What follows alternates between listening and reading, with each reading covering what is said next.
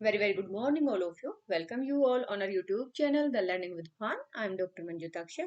आज के इस वीडियो में हम डिस्कस करेंगे Rutherford's model of an atom. तो हमने ये बताया था कि जब ये फाइंड आउट हुआ कि एटम जो है वो इनडिविजिबल नहीं है, जो कि डाल्टन्स एटॉमिक थ्योरी बोलती है कि एटम जो है किसी भी एलिमेंट का, किसी भी मैटर का स्मॉलेस्ट पार्टिकल है, उसको फर्दर डिवाइड नहीं किया जा सकता। लेकिन बाद में बहुत सारी रिसर्च के बाद पता चला कि एटम के अंदर जो है सब एटॉमिक पार्टिकल्स हैं जिन्हें प्रोटॉन और इलेक्ट्रॉन बोलते हैं। तो अब साइंटिस्ट ये सोचने लगे कि किसी भी एटम के अंदर इन प्रोटॉन्स और इलेक्ट्रॉन की अरेंजमेंट कैसे है, एटम की स्ट्रक्चर कैसे है। तो उसके लिए अलग अलग साइंटिस्ट ने अलग अलग मॉडल प्रपोज किए। तो यहाँ पे हम डिस्कस करेंगे Rutherford's model of an atom. So Ernest Rutherford was interested in knowing how the electrons are arranged within an atom. Rutherford ने क्या किया, एक एक्सपेरिमेंट डिजाइन किया और इस एक्सपेरिमेंट में उन्होंने क्या किया, एक थिन गोल्ड फॉइल लिया, उसके ऊपर अल्फा पार्टिकल की, मतलब जो फास्ट मूविंग अल्फा पार्टिकल्स हैं वो थिन गोल्ड फॉइल से पास करवाए। यानी कि एक तरह से हम यूं कह सकते हैं कि एक थिन गोल्ड फॉइल ली और उसके ऊपर अल्फा पार्टिकल का बम्बार्डमेंट करवाया। अब ये सोचो कि रदरफोर्ड ने ये जो अपना एक्सपेरिमेंट किया उसमें थिन गोल्ड फॉइल क्यों चूज किया और अल्फा पार्टिकल क्यों सिलेक्ट किए, तो कुछ ना कुछ उनके दिमाग में चल रहा होगा। तो यहाँ पे उन्होंने लिखा है कि उन्होंने गोल्ड फॉइल सिलेक्ट किया because he wanted as thin layer as possible. और हमें ये पता है कि गोल्ड जो है हाईली मेलिएबल एलिमेंट है, यानी कि मेलिएबिलिटी किसी भी एलिमेंट की वो प्रॉपर्टी होती है जिससे उसको बीट करके उसकी थिन लेयर बना सके। तो gold has highest malleability property. इसके बाद जो गोल्ड फॉइल है वो उन्होंने ली जो कि 1000 एटम्स थिक थी। अल्फा पार्टिकल क्यों सिलेक्ट किए, जो अल्फा पार्टिकल्स होते हैं वो डबली चार्ज्ड हीलियम आयंस हैं। ये देखिए हीलियम आयन, हीलियम के ऊपर +2 चार्ज होता है और इसके 4u इसका मास होता है। तो यहाँ पे इनको हम अल्फा पार्टिकल्स बोल रहे हैं कि अल्फा पार्टिकल का +2 चार्ज है, 4u मास है। अब ये जो फास्ट मूविंग अल्फा पार्टिकल्स होंगे क्योंकि इनके पास चार्ज भी है और मास भी है, so they will have a considerable amount of energy. ठीक है, अब समझ आ गया कि गोल्ड फॉइल क्यों सिलेक्ट किया और अल्फा पार्टिकल क्यों चूज किए। उसके बाद what the Rutherford was expecting, it was expected that the alpha particles would be deflected by subatomic particles in the gold atom। यानी कि मान लो ये गोल्ड की थिन लेयर है और जब अल्फा पार्टिकल यहाँ पे बम्बार्ड करेंगे तो these alpha particles will be deflected by the sub atomic particles present in the gold foil. ठीक है, गोल्ड एटम के अंदर जो सब एटॉमिक पार्टिकल्स हैं यानी कि प्रोटॉन और इलेक्ट्रॉन, तो ये जो है डिफ्लेक्ट करेंगे। Since the alpha particles were much heavier than proton, much heavier का मतलब जैसे प्रोटॉन है, प्रोटॉन के पास +1 चार्ज होता है, 1u मास होता है, अल्फा पार्टिकल के पास 4u मास होता है। तो जो अल्फा पार्टिकल्स हैं they are 4 times heavier than proton, so he did not expect to see large deflection। ऐसा नहीं था कि बहुत ज्यादा डिफ्लेक्शन एक्सपेक्टेड था, बट डिफ्लेक्शन एक्सपेक्टेड था। यहाँ पे जो फिगर 4.2 है, that show us scattering of alpha particle by A gold foil. ये गोल्ड फॉयल है, ये देखिए अल्फा पार्टिकल्स हैं। तो आप देखेंगे कि बहुत सारे पार्टिकल्स इसमें से सीधे पास हो रहे हैं, कुछ पार्टिकल्स हैं जो इस तरीके से डिफ्लेक्ट हो रहे हैं और कुछ पार्टिकल्स हैं जिनमें बहुत ही स्मॉल एंगल से डिफ्लेक्शन है और कुछ एक पार्टिकल्स हैं जैसे ये गया और ये जो है वापस रिबाउंड हो गया। तो but alpha particle scattering experiments give totally unexpected results. Figure 4.2 आपको दिखाता है, यानी कि जो एक्सपेक्टेशन ये थी जो हमने यहाँ पे पढ़ा कि ये इस तरह से एक्सपेक्ट कर रहा था कि जो अल्फा पार्टिकल्स हैं they would be deflected by the sub atomic particles in the gold atom. लेकिन जब एक्सपेरिमेंट किया तो रिजल्ट जो है वो टोटली अनएक्सपेक्टेड था। क्या क्या ऑब्जर्वेशन थी, जो रिजल्ट देखा, एक्सपेरिमेंट किया, उससे क्या क्या ऑब्जर्व किया कि most of the fast moving alpha particles they passed straight through the gold foil. हम देख रहे हैं दे passed straight through the gold foil.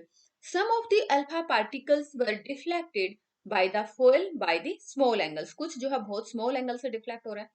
Surprisingly, 1 out of every 12,000 particles appeared to rebound. Rebound का मतलब यहाँ पे पार्टिकल आया, हिट हुआ और वापस उसी डायरेक्शन में आ गया, मतलब 180 डिग्री का आप डिफ्लेक्शन बोल सकते हैं.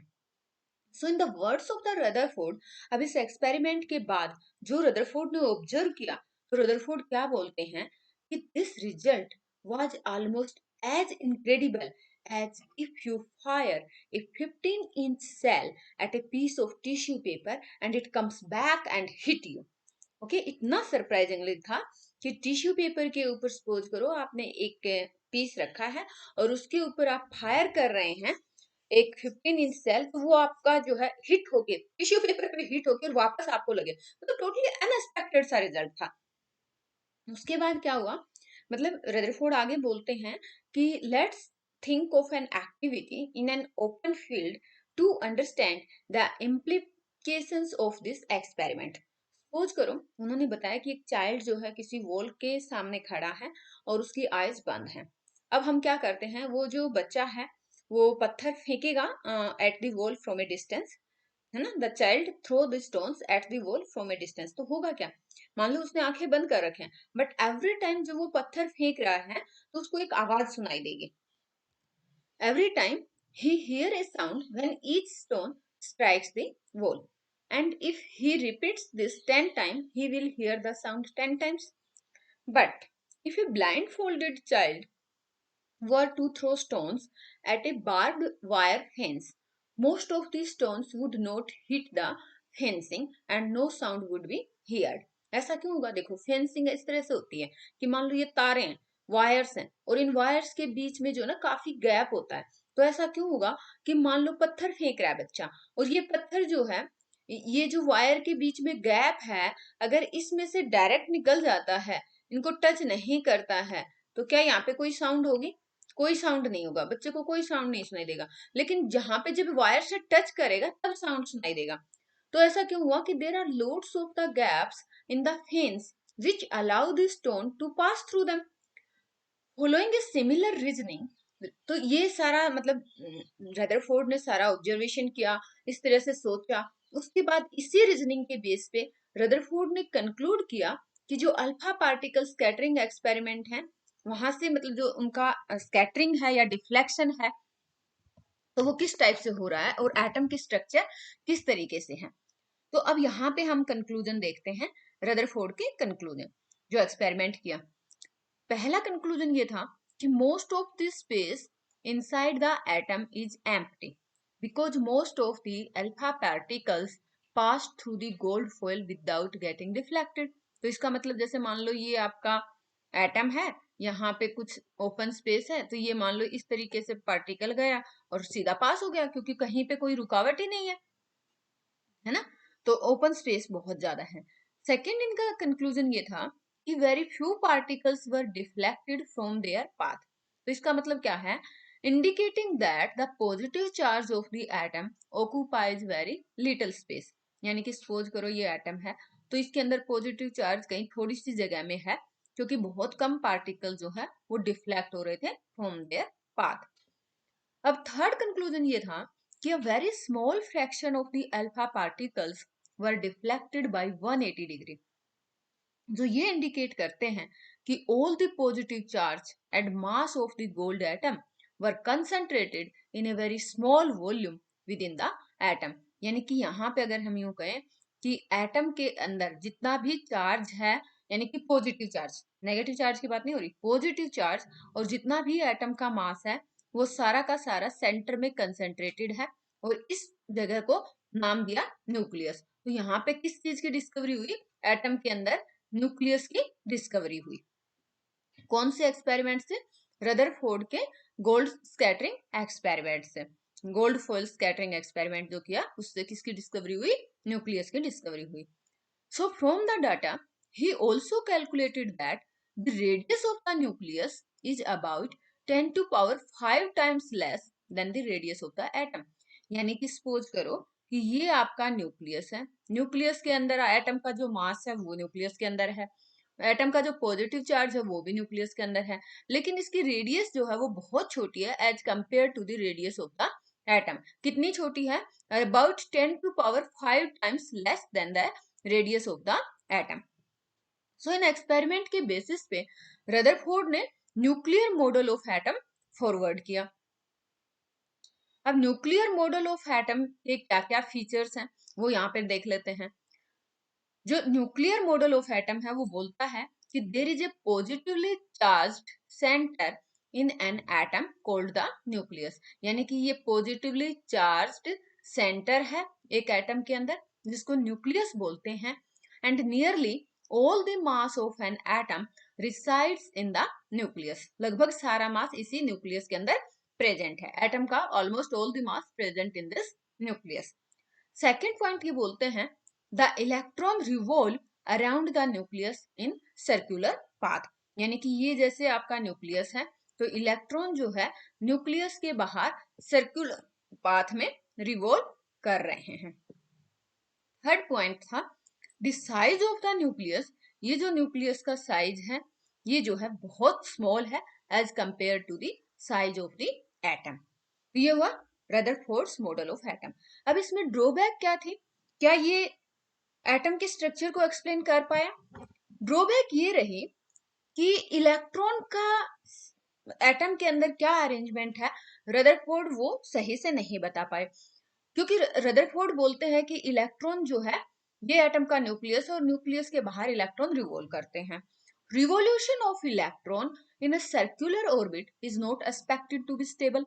होगा क्या कि in any particle in a circular orbit would undergo acceleration, ठीक है, और ड्यूरिंग एक्सिलरेशन, क्योंकि जब एक्सिलरेट होगा कोई भी चार्ज्ड पार्टिकल तो ये क्या करेगा, ये एनर्जी रेडिएट करेगा, और एनर्जी रेडिएट करेगा मतलब अपनी एनर्जी लूज कर रहा है, और एनर्जी लूज करेगा तो ये जो इलेक्ट्रॉन है इट विल फाइनली कहाँ गिर जाएगा, न्यूक्लियस के अंदर गिर जाएगा। अगर ये इलेक्ट्रॉन आपका न्यूक्लियस के अंदर गिर जाता है इसका मतलब क्या है, मतलब इसका मतलब तो ये हुआ कि एटम जो है हाईली अनस्टेबल हुआ, और जो हम मैटर का स्ट्रक्चर सोच रहे हैं वो तो इस फॉर्म में एग्जिस्ट ही नहीं करेंगे, जबकि हमें पता है कि एटम जो है they are quite stable, atoms are quite stable.